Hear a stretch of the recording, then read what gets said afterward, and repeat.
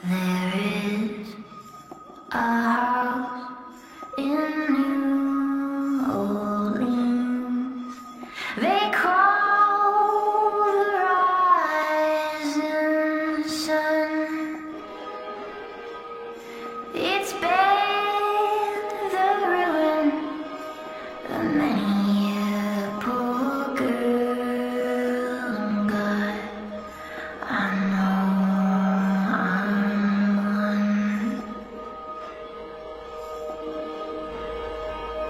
My mother was a tailor. Bien le bonjour mes poupées. Aujourd'hui je vais vous montrer comment réaliser ce maquillage inspiré de la saison 3 d'American Horror Story, saison principalement basée sur les sorcières. Et je commence donc par hydrater mon visage avec une crème adaptée à mon type de peau, puis je viendrai ensuite dessiner mes sourcils à l'aide d'un rouge à lèvres liquide mat violet foncé, sans oublier d'estomper à la fin.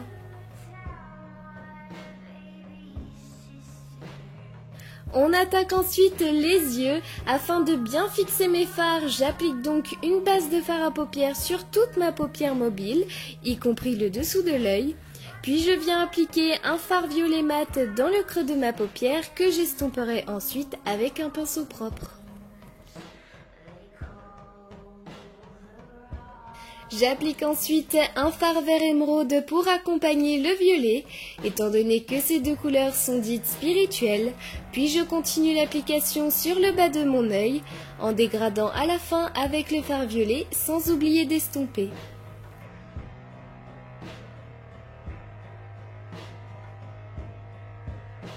Après avoir posé mes faux cils, je viens appliquer une couche de mascara sur les cils inférieurs et supérieurs afin de bien agrandir mon regard. Pour le teint, je viens appliquer un fond de teint très clair mat à l'aide d'une éponge. Puis pour créer des zones de contraste, je viendrai appliquer un correcteur clair sur le bas de mon œil, l'arête du nez et le menton pour créer des zones de lumière.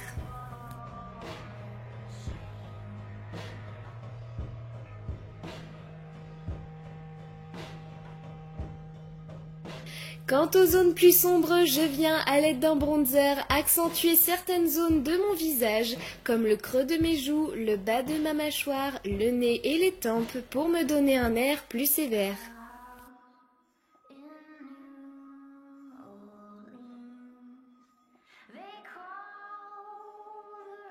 Je repasse sur ces mêmes zones du fard à joues rouge rosé, puis j'applique ensuite l'highlighter sur le haut de mes pommettes, le coin interne de l'œil, la pointe du nez, le menton, l'angle de mes sourcils et l'arc de Cupidon.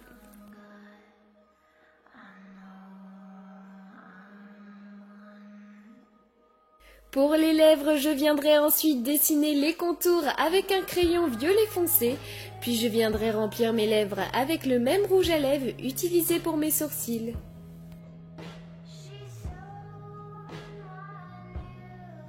Pour ajouter une touche de fantastique, je viens dessiner un croissant de lune avec un liner noir sur le bas de mon front, puis je viendrai le colorer à l'aide d'un crayon argent pour symboliser l'énergie lunaire, une énergie beaucoup utilisée par les sorcières. Ah oui, et puis j'ai oublié de vous dire qu'entre ces deux étapes, j'avais décidé de rajouter des petites perles. Je trouvais ça fort sympathique, j'aimais beaucoup.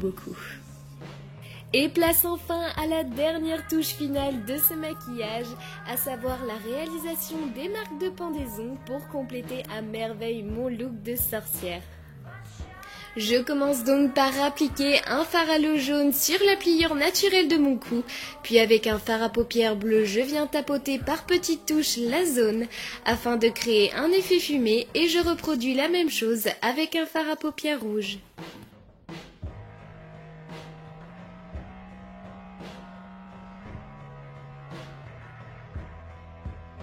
Je viens estomper le tout avec un pinceau propre, puis à l'aide d'un pinceau fin et de fard à l'eau violet et bleu, je viendrai dessiner de fines veines en haut et en bas de la plaie, en tapotant au doigt par la suite pour un effet plus réaliste.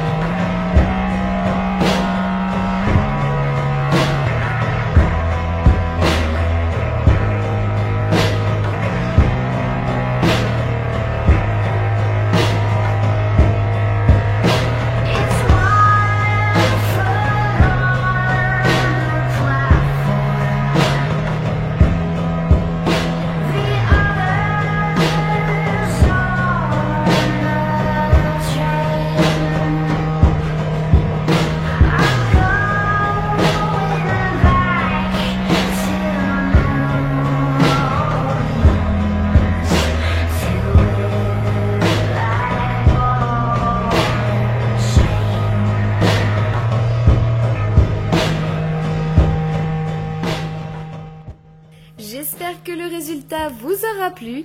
N'hésitez pas à me dire en commentaire ce que vous en avez pensé et de vous abonner pour les petits nouveaux. Et je vous fais plein de gros bisous. Bisous mes poupées. Mouah.